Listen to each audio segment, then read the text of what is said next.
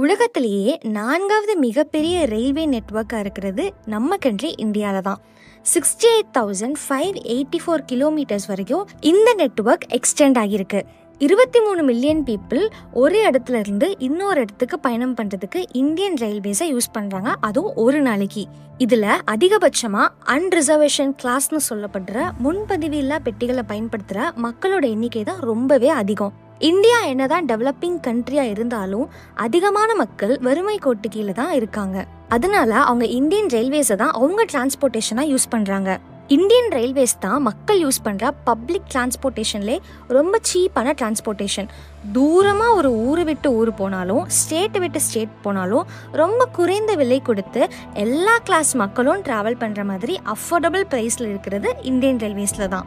ஆனால் சமீப காலமாக அதிக டிக்கெட் விலை கொடுத்து போடுற ஏசி பெட்டிகளோட எண்ணிக்கை தான் ரொம்ப ஜாஸ்தியாகவும் அன்ரிசர்வேஷன் சொல்லப்படுற முன்பதிவு இல்லா டிக்கெட்ஸ் கொடுத்து போற பெட்டிகளோட எண்ணிக்கை ரொம்ப குறைஞ்சிட்டு வருதுன்னு சொல்றாங்க. இன்னைக்கு கூட அதை பத்தி ஒரு நியூஸ் வந்துச்சு. ஆனா கொஞ்ச நேரத்திலே சதர்ன் ரயில்வேஸ் ஒரு அறிக்கை வெளியிட்டாங்க.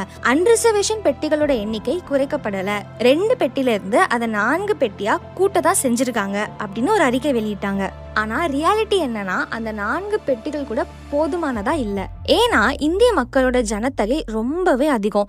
நம்ம ஊர்ல கூட பரவாயில்ல, நார்த்ல இருந்து சவுத் இந்தியாவுக்கு வர ட்ரெயின்ஸ், நார்த் இந்தியாவுக்குள்ளே டிராவல் பண்ற ட்ரெயின்ஸோட நிலைமையை நம்ம பார்த்துருப்போம். அங்க ரிசர்வ்டு கிளாஸ்க்குள்ள கூட முன்பதிவு டிக்கெட்ஸ் இல்லாத அதிகமான பேர் ஏறுறதை நம்ம பார்த்துருப்போம். அப்படியே கூட்ட நெரிசல்ல அடைச்சு வச்ச மாதிரி டிராவல் பண்ணுவாங்க.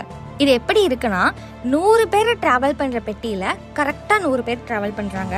அது ஏசி அண்ட் ரிசர்வ்டு கோச். ஆனா 100 பேர் டிராவல் பண்ற பெட்டியில 300 பேர் டிராவல் பண்றாங்க, அதுதான் அன்ரிசர்வேஷன் கோச். இப்படி ஒரு நிலைமையை சரி பண்ணணும்னா மிடில் கிளாஸ் மக்களோட வாழ்வாதாரத்தை கணக்குல கொண்டு ஏசி பெட்டிகளுக்கு நிகராக அன்ரிசர்வேஷன் பெட்டிகளோட எண்ணிக்கையும் கவர்மெண்ட் ஒரு 30% ஆச்சும் இன்க்ரீஸ் பண்ணணும். அப்படி பண்ணும்போது தான் கூட்ட நெரிசல் இல்லாம மக்கள்னால ஃப்ரீயா டிராவல் பண்ண முடியும். ஆனா ப்ராப்பரா டிக்கெட்ஸ் ஃபில் ஆனதும் டிக்கெட் கவுண்டரை க்ளோஸ் பண்றது, அன்ரிசர்வேஷன் கோச்சை டிடிஆர் செக் பண்றது, இந்த மாதிரி பண்ணா அன்ரிசர்வேஷன் பெட்டிகள் மட்டும் 50 பெட்டிகள் தேவைப்படும் அப்படின்னு ஒரு புள்ளி விவரம் சொல்லுது.